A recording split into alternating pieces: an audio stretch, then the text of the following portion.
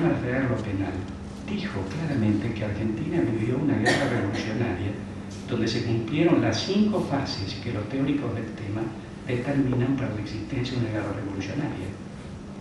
A la fábula de la memoria, que eran meramente jóvenes idealistas inocentes, la historia les vuelve a contestar con la sentencia, cuando dice que la agresión terrorista fue la precondición que hizo posible lo que ocurrió después. Es decir, sin justificarlo en absoluto y condenándolo, pero fue el antecedente, es decir, que se borra de toda la memoria pública. Aquellos que dicen que solamente eran jóvenes idealistas inocentes, la memoria les contesta con las palabras del propio Firmenich. Ante Jesús Quinteros dijo: yo sé cómo vivieron ellos, la inmensa mayoría de los desaparecidos eran montoneros. Es decir, y todos tomaron a conciencia, la inmensa mayoría, una vía violenta. Esto de ninguna manera significa justificar el gravísimo error de las desapariciones. Siempre he dicho que debieron merecer un juicio justo y es hora de que sus cuerpos descansen en paz. Pero si vamos a juzgar las desapariciones, juzguemos las desapariciones desde antes del 76. Juzguemos las 908 desapariciones que un pacto de impunidad evitó juzgar. Juzguemos a todos. Eso es lo que nos pide la memoria para extirpar la lógica de violencia. Al fin y al cabo, yo recuerdo que en ese diálogo con Firmenich, él me dijo una cosa que me llamó profundamente la atención, porque yo no entendía cómo él había dicho algunas cosas, como por ejemplo, fue una guerra, Videla y yo fuimos chivos expiatorios, hay un error en las madres al negar la militancia de sus hijos. A mí me pareció entonces que había un puente tendido hacia un diálogo de reconciliación. Y en esa conversación con Firmenich, él dijo que la sociedad argentina tenía un problema enfermizo porque discutía el pasado, pero no se atrevía a asumirlo en su integridad, y que la demonización de Videla impedía la autocrítica de Alfonsín. Y me dijo: la verdad es como un corcho en el agua. Uno puede tenerla sumergida, pero tarde o temprano la verdad en términos históricos aflora. Y confesó ser milenarista, y algún día vendrán los historiadores y pondrán las cosas en su orden, y si no, más tarde o más temprano vendrá el juicio final del que hablaba Guitton, y allí ya no se podrán utilizar y esgrimir las máscaras. En el marco del combate contra un sofisma, quiero brevemente explicar por qué nosotros entendemos con Arturo que los crímenes de la guerrilla son de lesa humanidad. Lesa humanidad es herida a la humanidad. Cuando uno ve el cuerpo, como yo lo vi, las fotos del cuerpo del coronel Larrauri, y uno ve ese hombre flagelado, con 47 kilos menos, torturado. Y si yo le preguntaba al periodista, si fuera su padre, ¿usted admitiría que alguien le dijera que no es de lesa humanidad porque quien apretó el gatillo no era un agente estatal? ¿No es absurdo eso? Si no implica cómo estamos analizando el pasado en el nivel más superficial de la conciencia sin detenernos a profundizar. Y entonces, a los que insistían en el tema estatal les recordamos toda la jurisprudencia internacional que lo ha dejado de lado, desde el Estatuto de Roma, todas las sentencias del Tribunal para la Yugoslavia, hasta el propio Moreno Campo lo ha confesado recientemente. Pero siguen insistiendo. Entonces hemos incorporado hace poco un artículo donde decimos, ratificando que no es necesario la participación estatal, en Argentina hubo participación estatal, porque el Estado argentino en un solo día, primero el Poder Ejecutivo ilegalmente liberó a los presos antes de que fueran amnistiados sin desarmarlos. El Congreso de la Nación, en un mismo día, los amnistió, suprimió la Cámara Federal que los había juzgado en el marco de la ley y modificó el artículo 80 del Código Penal para que en adelante el que matara a un juez militar no mereciera reclusión perpetua. El Poder Judicial, entre mayo del 73 y marzo del 76, no condenó a ningún terrorista, pese a hechos gravísimos desde Seiza, Azul, Formosa y tantos otros. Pero si no queremos ver la responsabilidad del Estado argentino, veamos la responsabilidad del Estado cubano.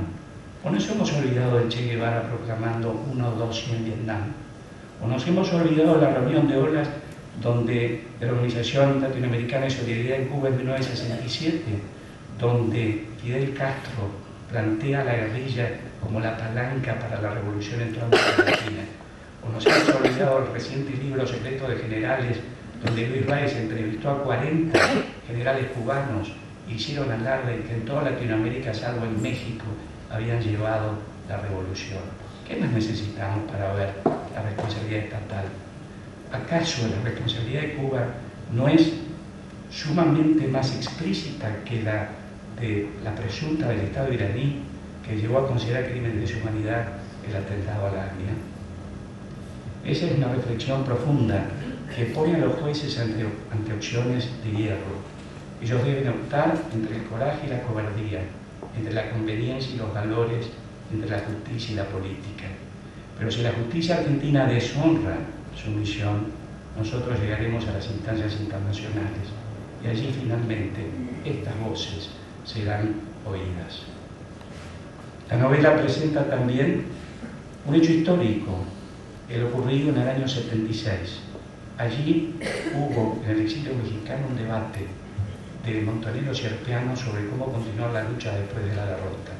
Y había dos tendencias: la violenta, no hay más caminos que las armas, y la gramsciana, que siguiendo los consejos de Antonio Gramsci, pensador italiano marxista, proponía tomar la democracia mientras le fuera útil, cambiar la cultura y construir una nueva hegemonía.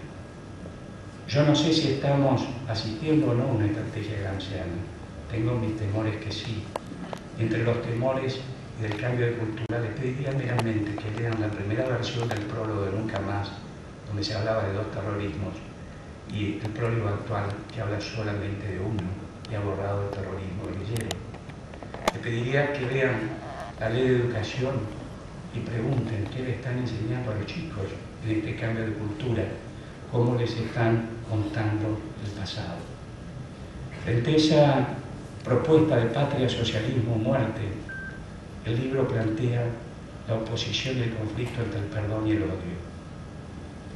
Nosotros pensamos que imprescriptible no es igual que imperdonable. Teníamos un problema con Arturo cuando trabajamos en la presentación del escrito pidiendo que se declarara el crimen de deshumanidad, porque su padre le había pedido perdonar y nosotros estábamos pidiendo justicia también. Pero pedíamos justicia convencidos que a través de la justicia llegará la reconciliación, porque si la justicia cubre a todos, aún estando detenidos unos y otros, la reconciliación llegará. Y por eso el escrito dice que más que la condena lo que se busca es la conversión. Y se busca que alguien pudiera leer una carta como la que ustedes encontrarán en el libro, escrita por un pensador marxista, Oscar del Barco, que dijo de que nadie tiene derecho a matar y que no hay buenos que matan y otros malos que no pueden matar. Si uno mata, el otro mata. Si lo que Argentina necesita es precisamente extirpar esa lógica de violencia. Nosotros estamos convencidos que el perdón ayuda a que los hechos no vuelvan a ocurrir. Y por eso se destaca y se leía en esas palabras de Juan Pablo II, que para perdonar se necesita un coraje mucho mayor que para matar.